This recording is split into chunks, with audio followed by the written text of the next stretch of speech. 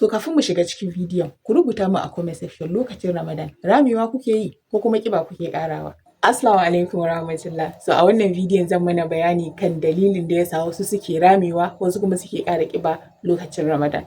An zan mana bayani ne in a simple way da kowa zai iya fahimta kuma ya gane abin da ake nufi. So duk wanda yake da ra'ayin ya rame ko kuma yake da ra'ayin ya ƙara ƙiba a wannan watan na Ramadan sai kalli wannan bidiyon har ƙarshe sa'annan ya share ma waɗanda ya san suna da irin wannan ra'ayin. Abu na farko da nake so mu sani shine normally ko kuma in ce averagely muna cin abinci ne sau uku a rana. Za a ci breakfast wato abincin safe, za a ci lunch abincin rana, sannan kuma za a ci dinner wanda shine abincin dare. So bari mu ɗauka waɗannan remotes ɗin su ne abincin da muke ci a rana, abinci ukun da muke ci a rana. Wannan shine breakfast wato abincin safe, wannan shine lunch abincin rana, sai kuma mu ɗauki wannan a matsayin dinner abincin dare. So lokacin Ramadan muna cin abinci ne kawai sau biyu a wuni.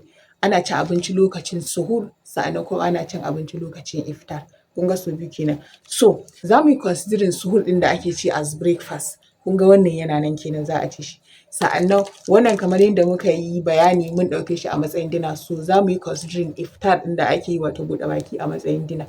So kun ga wannan na tsakiyan shi ne lunch ko? To an yi eliminating ɗin shi, bari mu ajiye shi a nan ba da shi ba. So kun ga lokacin Ramadan za a ci breakfast, za a ci dinner. Ba za a ci lunch ba. So bayan wannan akwai abin da ake kira da calories wanda za ku ta jin ko ina ana calories especially wanda suke so su rame za a ta bayani kan calories. So abin da nake so mu fahimta shine calories abu ne wanda ake samu a cikin abincin da muke ci, and wani abinci ya fi wani abinci calories. Sa'annan kuma su wannan calories ɗin su ne jiki yake amfani da su. A idan aka sa mutum ya ci su da yawa ta yanda waɗanda ya ci sun fi waɗanda jikin shi yake amfani da shi yawa, to sauran za a aje su a matsayin fat a jikin mutum. Shine sai ku ga mutum ya tara kitse ya yi ƙiba. Yana cin calories ɗin da jikin shi ba zai iya ƙona su ba.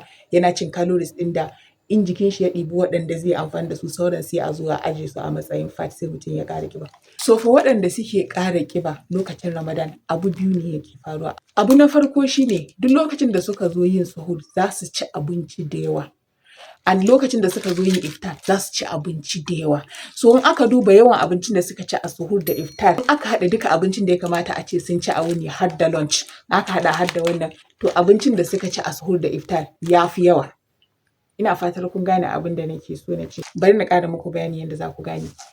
Waɗanda suke ƙara ƙiba lokacin Ramadan, abincin da suke ci, averagely mun ci ana cin abinci sau uku a yini. So waɗanda suke ƙara ƙiba lokacin Ramadan, abin da ke faruwa shine misali a ce suna cin plate ɗaya da safe breakfast kenan, plate ɗaya lunch abincin rana, plate ɗaya abincin dare on a normal day.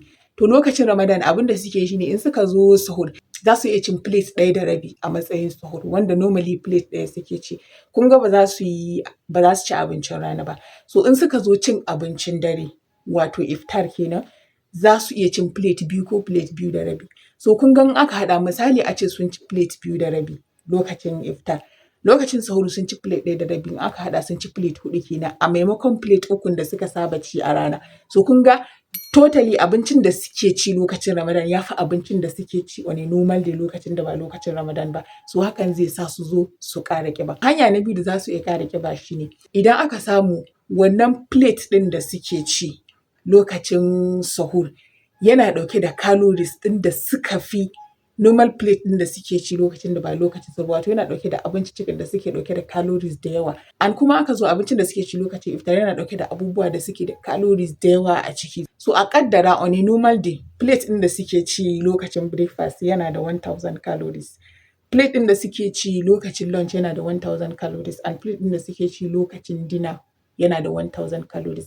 So idan aka samu lokacin Ramadan suna cin plates ɗin da suke da calories fiye da plates ɗin da suke ci lokacin da ba Ramadan ba. Misali a ce plate ɗin da suke ci lokacin sahur yana ɗauke da 2000 calories, and plate ɗin da suke ci lokacin iftar yana ɗauke da plate ɗaya ne amma yana ɗauke da almost 3000 calories. So kun ga aka haɗa zai bada 5000 calories compared to lokacin da ba Ramadan ba suna cin only 3000 calories, tunda mun ci kowanne plate yana da a ƙaddara yana da 1000 calories. So kun ga kenan lokacin da ba lokacin Ramadan ba a wuni ɗaya za su ci 3000 calories. Lokacin da kuma yake lokacin Ramadan a wuni ɗaya za su ci 5000 calories.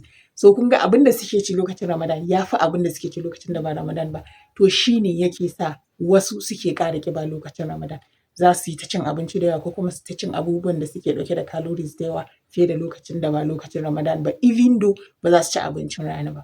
So idan aka zo kan waɗanda su kuma suke ramewa lokacin Ramadan, abin da yake faruwa da su kamar reverse ne na abin da yake faruwa da waɗanda suke ƙara ƙiba. So idan aka samu lokacin da ba lokacin Ramadan ba suna cin plate 3 a wuni, sai aka zo lokacin Ramadan abin da suke ci kwata-kwata bai wuce plate 2 ba ko kuma plate 1.5 ba su iya cin abinci. So yanzu misali a ce waɗanda ba su iya yin sahur, waɗanda ba sa yin sahur, kawai su iftar suke, da sun iftar sai kuma gobe lokacin iftar.